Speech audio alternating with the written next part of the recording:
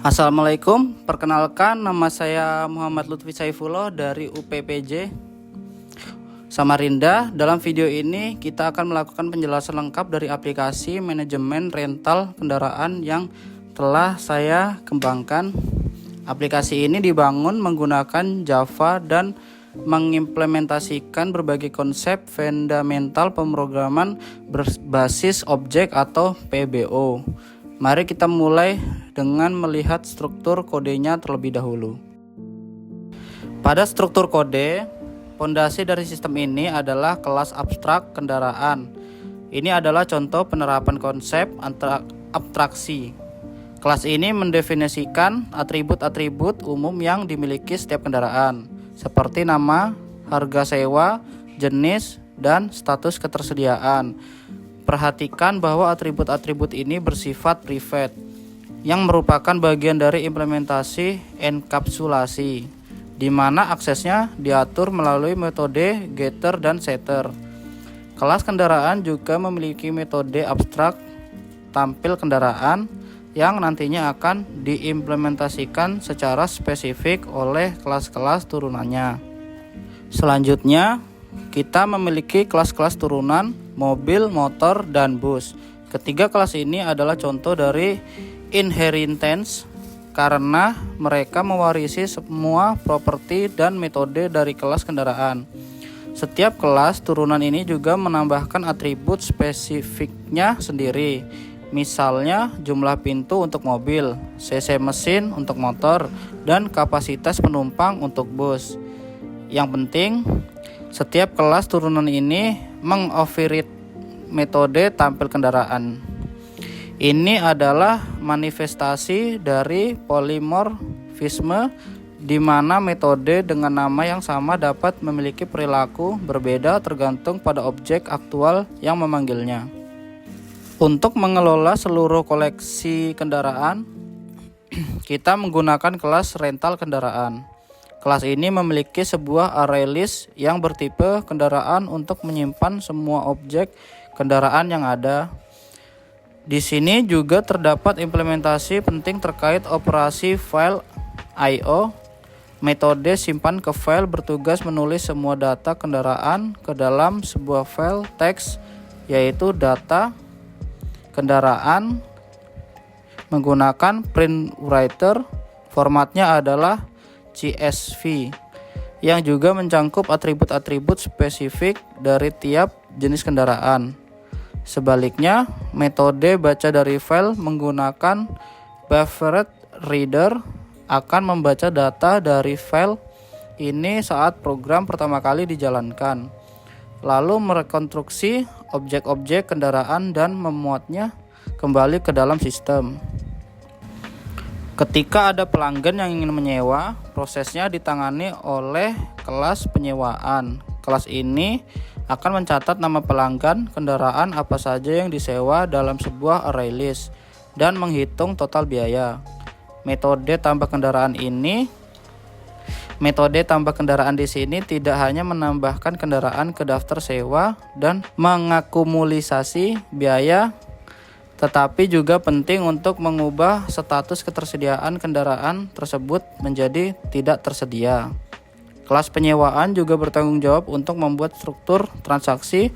Metode simpan struk akan menghasilkan sebuah file teks unik untuk setiap penyewaan yang berisi detail lengkap transaksi, termasuk nama pelanggan dan timestamp yang diformat menggunakan simple date format. Untuk penanganan kondisi error yang lebih spesifik, saya mendefinisikan sebuah custom exception, yaitu kendaraan tidak tersedia exception. Meskipun dalam implementasi saat ini pengecekan ketersediaan dilakukan sebelum memanggil penambahan kendaraan di penyewaan. Exception ini dirancang untuk kasus di mana pelanggan mencoba menyewa kendaraan yang statusnya sudah tidak tersedia. Terakhir, ada kelas rental kendaraan main yang berisi metode main, menjadi titik masuk dan pengendali utama alur program.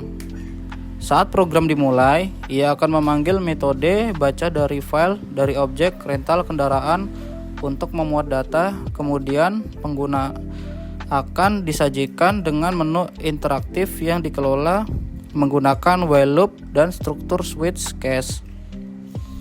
Input dari pengguna diambil menggunakan kelas scanner.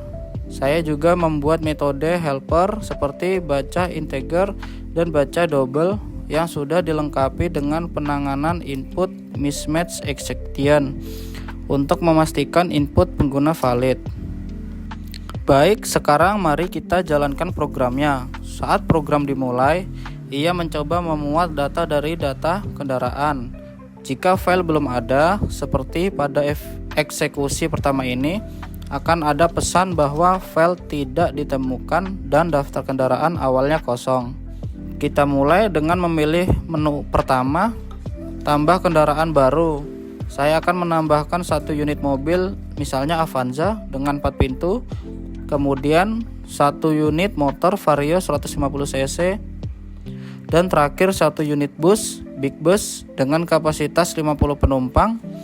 Setiap kali kendaraan ditambahkan, objek yang sesuai akan dibuat dan disimpan dalam array list di kelas rental kendaraan. Sekarang kita pilih menu kedua untuk tampilkan daftar kendaraan. Seperti yang bisa kita lihat, ketiga kendaraan yang baru saja kita tambahkan sudah terdaftar dan statusnya tersedia. Informasi detail yang ditampilkan berbeda untuk setiap jenis kendaraan. Ini berkat polimorfisme pada metode tampil kendaraan. Selanjutnya, mari kita coba menu ketiga, proses penyewaan. Program meminta nama pelanggan, saya masukkan Mulutfi. Kemudian daftar kendaraan yang tersedia ditampilkan. Saya akan memilih Avanza dengan lama sewa 2 hari. Program mengonfirmasi bahwa Avanza berhasil disewa. Jika pelanggan ingin menyewa kendaraan lain, bisa dilanjutkan atau pilih 0 untuk selesai. Setelah selesai memilih, total biaya akan dihitung dan ditampilkan. Dan yang paling penting, struk penyewaan juga akan otomatis dibuat dan disimpan sebagai file text. Untuk melihat perubahannya, mari kita tampilkan lagi daftar kendaraan dengan menu kedua. Perhatikan Avanza yang tadi disewa oleh Lutfi, kini statusnya berubah menjadi tidak tersedia, sementara kendaraan lain masih tersedia. Terakhir, kita pilih menu keempat untuk keluar dari program sebelum program benar-benar berhenti. Ia akan memanggil metode simpan ke file untuk menyimpan kondisi terkini dari daftar kendaraan ke data kendaraan. Sekarang mari kita verifikasi file output yang dihasilkan. Pertama, kita buka data kendaraan. Di sini kita bisa lihat semua data kendaraan yang tadi kita kelola, termasuk Avanza dengan status false yang berarti tidak tersedia, dan kendaraan lainnya dengan status true, formatnya CSV sesuai yang kita rancang. Berikutnya kita buka file struk penyewaan untuk Lutfi. Nama filenya unik karena menyertakan nama pelanggan dan timestamp. Isinya adalah detail lengkap transaksi, nama pelanggan, tanggal penyewaan, daftar kendaraan yang disewa, dan total biayanya. Ini menunjukkan fungsi penyimpanan struk berjalan dengan baik. Jadi melalui demo ini kita telah melihat bagaimana aplikasi manajemen rental kendaraan ini bekerja dan mengimplementasikan konsep-konsep kunci PBO seperti terabstraksi pada kelas kendaraan, inheritance pada mobil, motor, bus, enkapsulasi melalui atribut privat dan getter atau setter, serta polimorfisme pada metode tampil kendaraan. Selain itu, program ini juga menangani exception untuk input dan operasi file, melakukan operasi I/O file untuk menyimpan dan memuat data kendaraan serta struk penyewaan, dan tentu saja menggunakan struktur kontrol dasar seperti loop dan percabangan. Demikianlah penjelasan dari demo dari proyek aplikasi manajemen rental kendaraan ini.